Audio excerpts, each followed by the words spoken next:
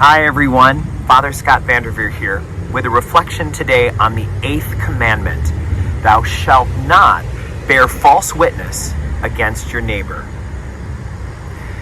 I think for most humans, lying is the first sin we commit. That is the sin of a child. Children lie whenever it feels like it'll help them get what they want, or get them out of trouble, get them into a group that feels like the group or affiliation they want to be part of.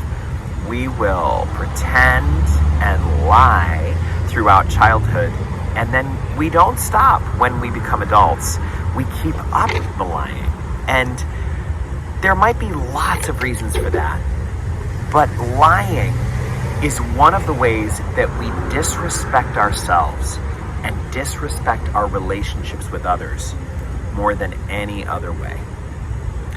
Lying is taking the communication that is meant to bring people together and twisting it so that we can get our desires met, to use the connection that's meant to be sacred between us for our own goals, for our own purposes. We deceive other people so that we can get what we want or get out of trouble. And this universal sin is shockingly not even listed as one of the 7 deadly sins, which shows that the 7 deadly sins alone are not sufficient as a complete guide to how to live a good life. They're very, very powerful, and they guide us in wonderful ways, but there wouldn't be 10 commandments if 10 weren't needed. And the 7 deadly sins are a very important list of really serious sins, but it's a little shocking that lying isn't a part of it, especially since lying is often a part of other sins. Lying usually contributes to an accomplishing of adultery. You can't have adultery unless there's lying involved. Lying causes us to disrespect our parents when we don't tell them the truth. Lying is something that every murderer would try to do to get out of a conviction. Lying to ourselves about what our priorities are causes us to break the first commandment. And it goes on and on and on. Lying, it's a foundational problem.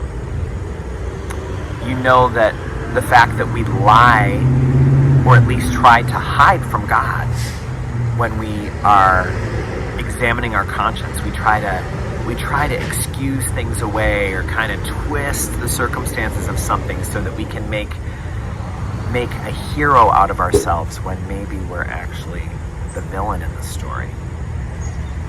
It's so challenging because lying is easy to do in small ways, and even feels like it's kind of part of being a good person, making sure not to hurt someone's feelings with the truth, making sure to smooth over social situations by not making things too uncomfortable.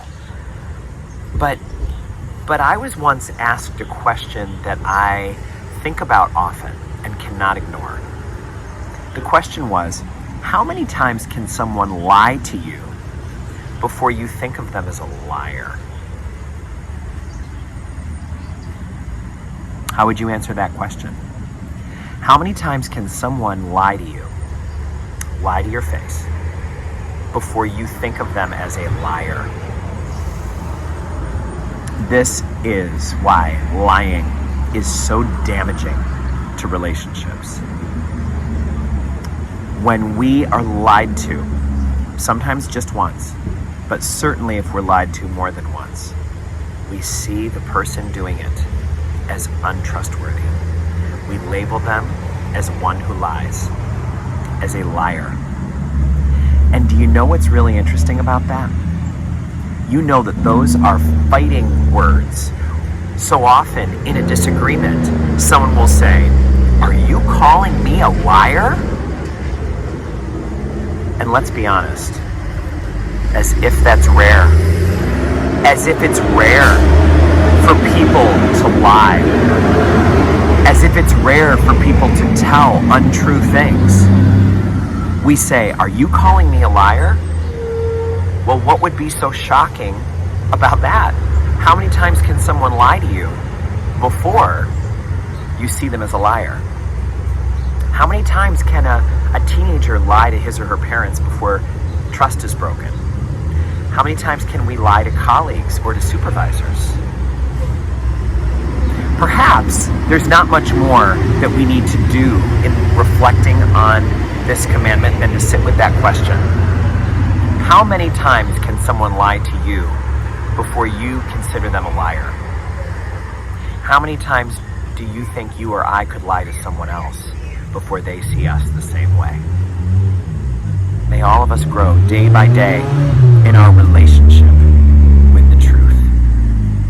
And may God bless you.